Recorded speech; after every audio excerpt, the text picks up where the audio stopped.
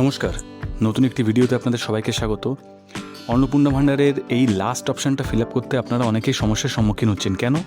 এখানে কি fill up করতে হবে? আপনি কি কোনো প্রকার প্রকল্পের সুবিধা ডিবিটির মাধ্যমে পাচ্ছেন? আপনারা এটা ফিল আপ করতে গিয়ে আপনারা বুঝতে পারছেন না যে আপনারা এতদিন কোনো সুবিধা ডিবিটির মাধ্যমে পাচ্ছিলেন কি না। ডিবিটির মাধ্যমে কোন কোন সুবিধাগুলো দেওয়া হয়ে থাকে আমি এই ভিডিওর মাধ্যমে আপনাদেরকে দেখিয়ে দেবো। আপনারা সেই প্রকল্পগুলোর নাম এখানে আপনাদের লিখে দিতে হবে। টোটাল লিস্ট আপনাদেরকে দিয়ে দেবো এই ভিডিওর মধ্যেই। কিউআর কোড দেওয়া থাকবে, সেই কিউআর কোড স্ক্যান করলেই আপনি ডাইরেক্ট সেই লিস্ট পেয়ে যাবেন।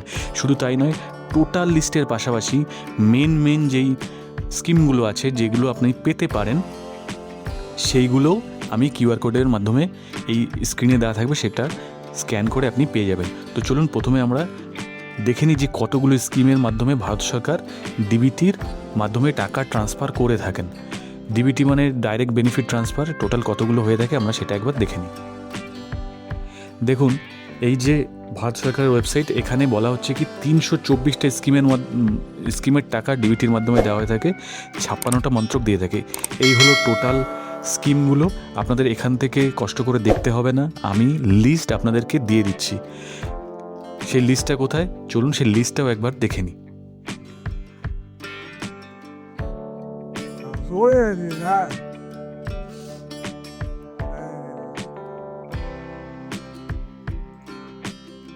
দেখুন, এই হলো টোটাল লিস্ট।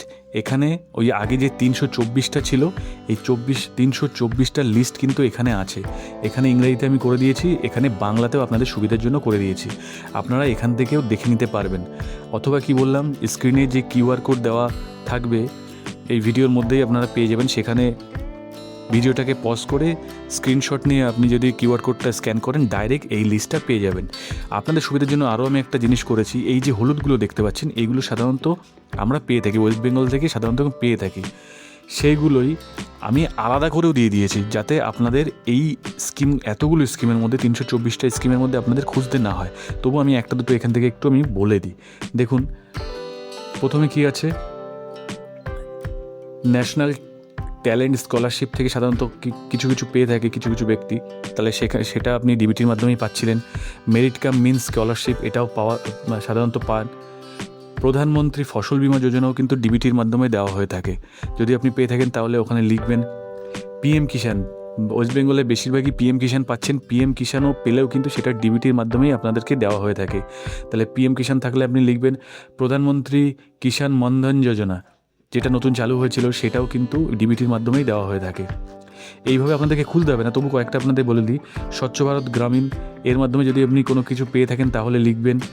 এই হলুদ আরও কিছু করে রেখেছি, প্রতিবন্ধী ভাতাগুলোও দেওয়া হয়ে থাকে। অটল পেনশন যোজনা, অটল পেনশন যোজনা তো আপনারা জানেন, সেটাও কিন্তু ডিবিটির মাধ্যমে দেওয়া হয়ে থাকে। যদি আপনারা অটল পেনশন যোজনা পান তাহলে এই প্রকল্পের নাম ওখানে লিখবেন। আশা ইনসেন্টিভ, আশা যদি কেউ কাজ করে থাকেন, ইনসেন্টিভগুলো কিন্তু ডিবিটির মাধ্যমেই দেওয়া হয়ে থাকে। আয়ুষ্মান ভারতের কথা লেখা আছে, দেখুন আয়ুষ্মান ভারত যেহেতু আমাদের এখনও চালু হয়নি, এটা আপনাদেরকে লেখার প্রয়োজন নেই, আপনারা এটা উল্লেখ করবেন না। এরপরে কি আছে দেখুন, আমি একটু নিচের দিকে গেলে দীনদয়াল উপাধ্যায় গ্রামীণ কৌশল্য বিকাশ যোজনা, প্রধানমন্ত্রী আবাস যোজনা গ্রামীণ যদি পেয়ে থাকেন সেটা আপনারা উল্লেখ করতে পারেন। এনআরজিএসের সেটা আপনারা উল্লেখ করবেন। Widow pension, national disability pension মানে বার্ধক্য ভাতা, বিধবা ভাতা, যেটা সেন্ট্রাল গভর্নমেন্টের, যেটা এনএসএপির মাধ্যমে আপনারা পেয়ে থাকেন। এনএসএপি, বার্ধক্য ভাতা, বিধবা ভাতা এবং প্রতিবন্ধী ভাতা, রাজ্য সরকারের নয়, আমি বারবার বলছি রাজ্য সরকারের নয়, সেন্ট্রাল গভর্নমেন্টের যেটা আছে সেটা যদি পেয়ে থাকেন সেটাও কিন্তু ডিবিটির মাধ্যমে দেওয়া হয়ে থাকে, তাহলে সেটাও উল্লেখ আপনাদেরকে করতে হবে। এরপরে কি আছে, প্রধানমন্ত্রী স্কলারশিপ, পিএম পোষণ, পিএম পোষণের মাধ্যমে কিছুজন টাকা পেয়ে থাকেন, সেগুলো আমি কিছু মেনগুলো এখানে হাইলাইট করে দিয়েছি। সেই শুধুমাত্র হাইলাইটেড লিস্টটাও কিন্তু আপনাদেরকে দিয়ে দেবো, আপনারা দেখে নিতে পারবেন। দেখুন, পিএম বিশ্বকর্মা এখনও চালু হয়নি, যদি কেউ পেয়ে থাকেন তাহলে লিখবেন, না হলে এটা উল্লেখ করার দরকার নেই। আর কি আছে, পাহাল, এইটা কিন্তু অনেকের আছে। পাহাল মানে গ্যাসের টাকা যে ঢোকে, গ্যাসের যে ভর্তুকির টাকা ঢোকে, সেটা হলো পাহাল বলা হয়। এটা আপনারা ডিবিটির মাধ্যমে যেহেতু পেয়ে থাকেন তাহলে এই পাহালের কথাটা উল্লেখ করবেন। প্রধানমন্ত্রী উজ্জ্বলা যোজনা, প্রধানমন্ত্রী উজ্জ্বলা যোজনার যাদের আছে তারা উজ্জ্বলা যোজনার কথা উল্লেখ করবেন, সেটা ডিবিটির মাধ্যমেই কিন্তু দেওয়া হয়ে থাকে। প্রধানমন্ত্রী স্কলারশিপ, এবার একটা জিনিস আপনাদেরকে আরেকটু বলে দিই, আপনারা এই ফর্মে তো উল্লেখ করলেন, দেখুন এখানে লেখা আছে আপনি কি এই প্রকল্প থেকে নিজেকে প্রত্যাহার করতে চান। এখানে কিন্তু খবরদার হ্যাঁতে টিক দেবেন না।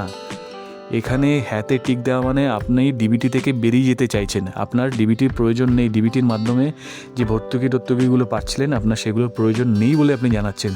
নিশ্চয়ই আপনার প্রয়োজন আছে, তাহলে কিন্তু হ্যাঁতে ক্লিক করবেন না, হ্যাঁতে টিক করবেন না। জাস্ট আপনি এই প্রকল্পগুলোর নাম এখানে লিখবেন, কিন্তু এখানে হ্যাঁতে টিক দেবেন না, একদম পুরো খালি থাকবে। ঠিক আছে, এটা একটু খেয়াল করে নেবেন। প্রকল্পের নামগুলো আপনি লিখলেন, এটা পরিবারের প্রধান, আমি ধরে নিচ্ছি পরিবারের প্রধান যে পাচ্ছেন কিসের মাধ্যমে পাচ্ছেন, এখানে পহল পাচ্ছেন, তাহলে পহলের কথাটা লিখবেন, এখানে ফাঁকা থাকবে, কিছু লিখবেন না। প্রধানমন্ত্রী উজ্জ্বলা যোজনা লিখলেন, এখানে নাম, এখানে আপনারা কিছু লিখবেন না, ফাঁকা থাকবে।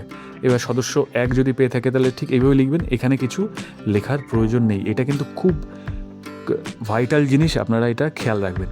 চলুন যেটা দেখাচ্ছিলাম, এ তো গেল টোটাল লিস্ট। এবার আপনাদের মেন যে লিস্টটা সেটাও এই হলো মেন লিস্ট। ওই হলুদ যেগুলো ছিল ওখানে ওই লিস্টেই, এখানেই আপনাদের জন্য আলাদা করে আমি করে দিয়েছি। যেগুলো আপনারা পেতে পারেন এখানেই আপনারা হয়তো খুঁজে পেয়ে যাবেন। যদি এর মধ্যে খুঁজে না পান তাহলে মেন লিস্টটা দেখে নেবেন, সেখানে সমস্ত ডিবিটির লিস্ট আছে। তাহলে এখান থেকে দেখে আপনারা ওখানে বসাবেন। আর এখানে তো ইংরেজিতে লেখা আছে, এখানে ইংরেজিতে লেখা আছে, এখানে আমি বাংলাতেও করে দিয়েছি আপনাদের সুবিধার জন্য।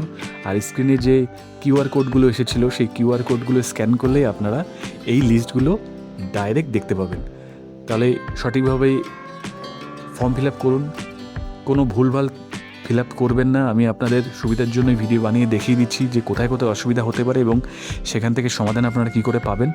তো এই ছিল আজকের আপডেট। যদি ভিডিওটি ভালো লাগে তো লাইক করবেন, যদি কোনো প্রশ্ন থাকে তো কমেন্টে জানাতে পারেন, আর চ্যানেলটি সাবস্ক্রাইব করে পাশে থাকবেন। ধন্যবাদ।